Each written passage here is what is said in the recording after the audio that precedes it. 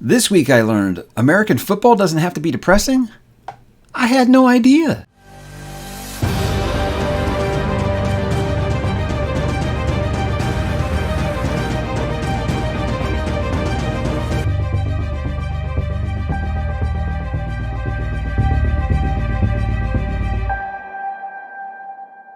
Hey, what's up, bookworms? We are back with another weekly update as we are into the month of October, guys. Spooky season is here, and it's been a fun first week of the month of October. I've had a lot of fun things going on.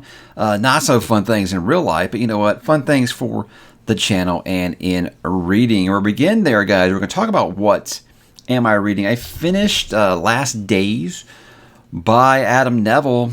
And I gotta say, guys, as much as it pains me to say this, I think Adam Neville's 0 for 1 for me so far. So I wasn't wild about this one. Now, first up, I want to say I think that Adam Neville is a very talented writer. There's nothing wrong with the way that he writes. It was just the story didn't quite grip me in the way that I was wanting. It kind of felt like, imagine the Blair Witch Project, but it like 90% of the movie was just them interviewing people. And it was just them thinking, hey, we need to get out of this. But then someone just keeps honeydicking them over and over again. Like, well, okay, well, I guess I just got to do it. As a filmmaker, I don't know. There was just something about it just never really clicked for me. I kept waiting for like that moment, that moment that really pulled me in to be like, oh, okay, I'm all in on the story. Never really happened, unfortunately. And it was very depressing because I felt like the story had a ton of potential. It just never really met it. This isn't going to chase me off from Adam Neville for good, but it's not quite the first impression that I was hoping for. So I don't know. Again, I just a little too much of, okay, can we finally get the story really kickstarted? And it just never really happened. So sadly, very, very somber start to spooky season, and I went into Little Heaven, guys, thinking, man, I hope this isn't gonna be one of those spooky seasons where everything's a dud. Well, guys, I am in luck because Little Heaven, very good so far. I say I'm about the 50% mark right now. And I love the way that this book has been set up. Now, look, I was way off on what I was expecting. It is not Old West. It takes place in two timelines, 1980 and 1965 in Southwest America. And it still somehow feels like an Old West kind of story. Because, I mean, look, first up, your characters' names are Micah, Ebenezer, and Minerva.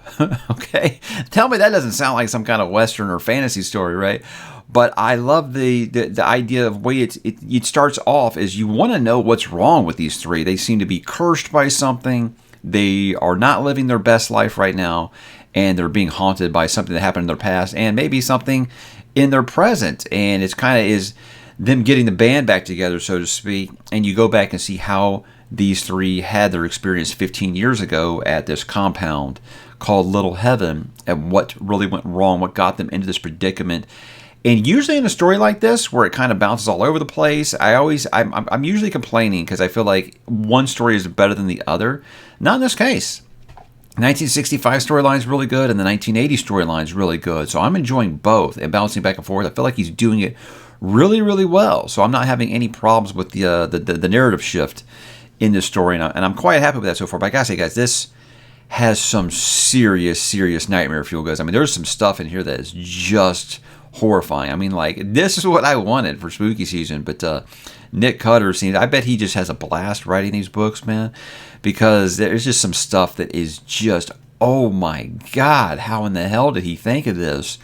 And it's just creepy. I mean, it's just damn creepy, and I'm enjoying the hell out of it so far. So, I love the troop, and I've loved the first half of Little Heaven, assuming that it doesn't completely go down a path I can't follow in the second half of the book. I'm going to be excited to continue with this guy's career. I do own The Deep, and I do plan to read that probably sometime in the spring. But very excited to the point to where I was like, I want to talk to this guy. I want to get this guy on the channel and talk to him. Nick Cutter / Craig Davidson, I think is his real name. Tried getting in touch with him. I can't. Apparently, he isn't really on social media. His website's very dated, and I emailed and I got like an auto rejection. So I don't know how really to get in touch with this guy. Some people I've gotten in touch with say they think they can know how to get in touch with him. But I'd love to have this guy on the channel for spooky season and kind of just talk to him about these books, about his love for horror, and how he came up with some of these wicked ideas. So if you guys know how to get in touch with Nick Cutter, please let me know. I'd love to get him here on the channel for spooky season. But yeah, it's been a kind of a wild week. I didn't really get to read any One Piece because there's some real life stuff going on. I had a couple of videos that kind of took a lot of time. We're doing major home renovations, so I didn't really get to very much as far as reading goes. But that's why there's always this segment called What Am I Going to Read, guys? Well, I'm going to finish Little Heaven this week.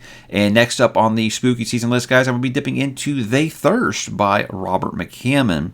Now, this is one I was very excited to get to because Robert McCammon, he's written two of my favorite books I've ever read, Boy's Life and Swan Song. So They Thirst was one that I actually shifted last year because I said I was more in the mood for werewolves than I was for vampires, and I kind of regret that because The Wolf's Hour was just okay. Again, he set the bar so high, I think, with Swan Song, and in Boy's Life, that I was expecting something that wasn't. I'm just not really into the espionage genre. It's not. I mean, unless it's James Bond, I'm not really into it. So that's maybe that was one of the things that kind of held me back on that one. But with They Thirst, again, you get all those Stephen King comparisons, and that's one of the things that I love about Robert McCammon is he feels like Robert McCammon feels like Stephen King on another path of the beam, maybe, you know. So and that's the highest compliment that I can give. That's not the only reason I like Robert McCammon, but it's a big reason. You know, if I find an author that is similar to my favorite author ever, obviously, you know, that's something that's going to work for me. But I love me some vampires that are actually scary, and I've heard that's actually the case here. So I don't really know a ton about the story going in, but there's a lot of people on my Discord right now that are reading it, and they have very good things to say, and they are making these Stephen King comparisons as well. So just a hell of a character writer, and I can't wait to see what characters he does cook up with They Thirst. That's my chonkiest book in all of spooky season, so I kind of wanted to put it in the middle of this list here. Start with a couple of moderately sized books here. Yeah, these books, this is a moderate size right here. When you're an epic fantasy reader, anything under 500 pages is considered small, right? So, yeah, They Thirst is a little longer. If you don't count that the Michael McDowell, isn't that the Doobie Brothers guy? Michael McDowell's Blackwater is actually longer than They Thirst, but I've only committed to 1/6, volume 1 of that story so far. So, going off of those rules, They Thirst is the longest one in spooky season, guys, and then I plan to get back to One Piece with volume number 13. They've reached Whiskey Peak, and so that's kind of where I'm at right now. My oldest son has actually passed me on the anime, and he keeps wanting to talk to me about this stuff. I'm like, I haven't read it yet, and he's like, well, go read it, you know. Well, so we got some stuff going on around the house. It's kind of taking a lot of my free time, and I want to make sure again that spooky season is the priority in October. So that's really all I have been reading, but I do plan to get back on that One Piece ship here this week. How about this week on the channel, guys? They do a couple of videos. Kind of mentioned that one of them kind of took a lot out of me. It wasn't the wrap-up. I did the wrap-up for September and my book of the month. That's just, kind of video you do all the time. It's not a big deal to do that one, but I do love making that video because I love to talk about, what you guys liked, what maybe didn't go over quite so well with my audience, and just everything I read, and of course book of the month. That's always a fun choice. It was kind of a close race. I had like 3 finalists for book of the month, but kind of went for, I don't know, I don't think it was very much of a surprise, the one that I picked. Like I said, if you watch these weekly updates, I feel like you kind of know where I stand with a lot of these books and the ones that I really liked. So it's never really hard, but it is always fun kind of seeing people kind of guess what's going to be my book of the month. But again, fun month in September. Another very successful month for the channel. Things are looking great. Got to talk about crossing 100,000 subscribers. That was fun. So yeah, September was a fun month, and that's why we talked about it. So hope you'll check that out, and you'll check out what my book of the month was and read it, because guys, it was damn good. But the video that kind of took most of my work this week, I've been working with Ryan for a while to make the Why You Should Read The Bound and the Broken. So much so that I actually had Ryan guest in that video, and I thought it was great. He's still like, oh, I think I ruined that video.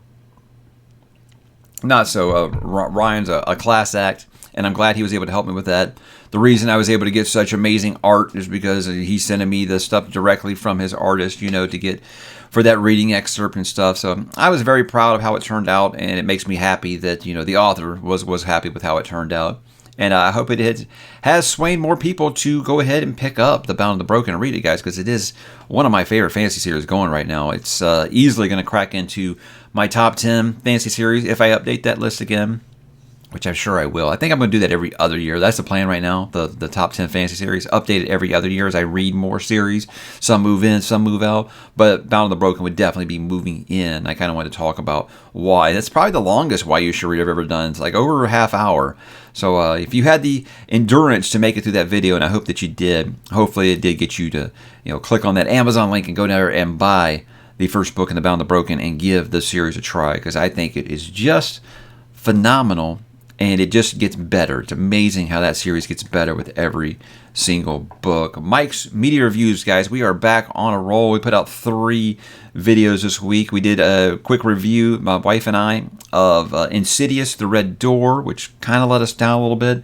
The independently released movie The Golem from 2018, which was interesting, but not really what I would call a horror movie, so I don't know why it's classified as horror. And then we just talked about what's your favorite scary movie? I thought that would be a fun little topic to get into there. And we didn't know each other's picks before we started to add to the surprise. And kind of funny now, it wasn't funny while it was going on, is my dog just kept messing everything over. He knocked the camera over once. He just started taking a drink. He just started taking a drink right, because we were doing this out in the living room right there, and his water dish is not that far away. And he's just plop, plop, plop right in the middle of that video. So he was being a holy terror while we were recording that video. But I do think that the content actually turned out quite well. She surprised me with her pick, but it was a lot of fun. And think about that, my wife wasn't watching scary movies like really at all before we met, and the fact that she had that many to run through, I feel like I have done my work here and got her into this genre. She still won't watch them by herself, but she is always more open to watching horror more than just in October now, and that makes me very, very happy. How about some next week plans, guys? Do plan to get back on the regular schedule this week? I did not get to that popular horror that I still want to try, but I will be doing that video this week. Like I said, just ran out of hours in the past week. Lots of construction. We're trying to do some major renovations to the house. Bought a couple things. We're putting those together. I was constructing this corner shelf that I put up. If you watched that Bound the Broken video, you might have noticed the difference. I have a corner shelf now that I display that silver play button on. And just, hey, anytime you can get more shelf real estate, it's a good thing. So, that takes a lot more time than you think when I had to take every single book off to move the shelves over like 6 inches in each direction to fit this corner shelf in there. But, it was a lot of work, but, hey, it's all done now. So I will get to that popular horror that I still want to try video early this week. The book haul for September, we'll get that out there so I can say thank you to the people who sent me all those lovely, lovely things this month. Did get some really unique things, and can't wait to talk to you guys about them. And again, say thank you to those who sent them to me. And I figure I'm going to get some kind of book review up this week. I'm not really quite sure what it's going to be yet. I don't think it'll be Last Days. But there are some still out there that maybe I haven't done. So it might be a horror book that I just haven't reviewed on the channel before. Might be something I've read recently. I don't know. I haven't really decided yet. But I did notice I haven't had an actual review up since I did that One Piece review. So I need to get a book review out there here pretty soon. Since the name of the channel is Mike's Book Reviews, I should actually get a book review out there. Mike's Media Reviews, we're going to continue with our spooky season coverage. We watched The Host last night. Really, really cool movie, so we're going to talk about that one. We plan to watch Sick on Peacock tonight, so we'll do a quick review for that one. And we usually do like 3 at a time, so we'll probably just find another cool topic to talk about like we did with Favorite Scary Movie and get something out there. But I'm so excited that my wife is doing this YouTube thing with me now, and she's really good at it. I think she's doing quite well, and you guys' positive feedback has been wonderful. So if you haven't subscribed to Mike's Media Reviews yet, hope you will. If you watch TV or movies, maybe we'll find something for you to listen to over there. That's really all I got for the books this week, guys. Like I said, real life kind of got in the way this week, but there are a couple of TV and movie talk things I do want to talk about. I did finish Season 2 of The Leftovers. I only had a few episodes left from when we talked last week. I did like it. Like I said, I still think I prefer Season 1, but at least now I feel like we've got the main cast all back together. So Season 3 should be that big moment where, hey, we've gotten everyone back together. Now we can tell the final arc of the story. It's the show that I have the most questions about since I've watched Lost, which isn't necessarily a bad thing. I'm just hoping that it gives me those answers more so than Lost did. I watched that thing recently about, I think it's Screen Rant or Joe Blow. I think Joe Blow, is it Joe Blow that does the What the Heck Happened To series? And they did one on Lost. And I watched it, and I'm like, I'm still pissed off they never explained 4, 8, 15, 16, 23, 42, So I'm hoping that The Leftovers does actually give me answers to all these things. And mostly, is Kevin God? Because I don't know. I think right now Kevin might be God. I don't know. We'll see. But Leftovers, it continues to have incredible character writing, and incredible moments. I do think, like I said, I felt like season 1 was a little tighter, and I like the way that the narrative was more. You didn't go so many episodes without seeing characters and stuff. But there were surprises there at the end of season 2 that completely shocked me. So I can't say The Leftovers is like anything else I've ever watched. And it's definitely not predictable. We watched Final Destination with my oldest. He liked it a lot. I've always enjoyed that movie. I think that when that movie came out, it was before jump scares just got to the point to where it was like, stop. You guys watched that? Jeremy Johns did a review of the new Exorcist movie the other day, and he was just complaining about the jump scares, and he's like, just stop. That's how I feel. But when Final Destination came out, it was still somewhat new. It wasn't overused, at least, the jump scare in horror movies, and it had some great ones. Like that one with the bus just completely shocked me when I saw that. But it's a movie, sure, it's got some things that you might be like, oh, wow, this is I'm 23 years old now, so there are some things you'll be like, oh, that feels a little dated, but still, such a cool concept. I love that idea of, hey, when it's your time to go, it's your time to go, and you're not going to cheat death. It may not get you when it was supposed to, but it's not quitting. It's going to get you sooner or later, and I love that concept. And it's one of those things where the sequels have always been kind of like, oh, whatever. But that first movie, very, very cool, and I really do like it. Although Ali Larter, I forgot what she looked like, not blonde. It's weird, really, really weird going back and seeing that now. But cool flick. If you guys haven't ever watched it, it is on, I think HBO Max is the one that we watched it on. So if you haven't done that yet, maybe you should do that. Do you guys see that Netflix is talking about another price hike? Look, I'm a business major, guys. I'm like, look, if people are willing to pay more for your product, charge more for your product, and I think that people are willing to pay for Netflix's product. What we've always said in this household is, as long as it stays under $20 a month, we'll do it. Once it crosses that $20 a month threshold, we're out. Look, there's enough stuff on other cheaper streaming services. We still like Netflix. Look, there's a lot of things that they drop the ball on, especially with adaptation, but their kids' content is second to none, and I think that a lot of the stand-up comedy you can't find anywhere else, and a lot of their original series we do like. So I still think that they're the best streaming service available, but it's just like you can't just keep jacking that price up to where we're just basically going to end up paying for cable again, and so we do have a limit. So they said that their reasoning is because of the writer's strike, which I don't get why that makes sense. So you're telling me, okay, so the writing quality is going to go down, and you're going to charge me more for your product. That seems like a weird business choice, but just, I mean, everything seems to be getting more expensive right now, so I get that. But your record's not that good lately, and you're just going to keep increasing the price of your product. It seems like a bad business model. Maybe you should start making better programming that isn't going to get people, unsubscribing instead of just raising the price and attacking people for sharing passwords. That's something you're never going to catch, guys. The sharing of the passwords, it's always going to happen. And just, revoking access to your paying customers, again, not a good business model. So, I don't know. Netflix has always made some questionable choices, but that's a billion-dollar company, and I'm just a dude with Wi-Fi, so they probably know more than me. I just think you can't keep jacking that price up and the quality of your content going down and think it's going to be a winning formula. But that's all I've got, guys. I don't watch a ton of TV during football season.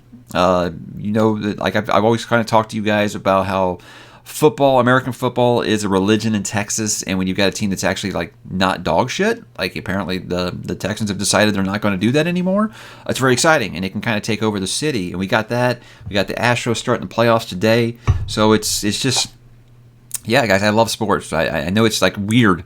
It seems like everyone I knew was always like, "Oh, you can't read books and love sports, and you can't love sports but read books." And I was always like, "What?"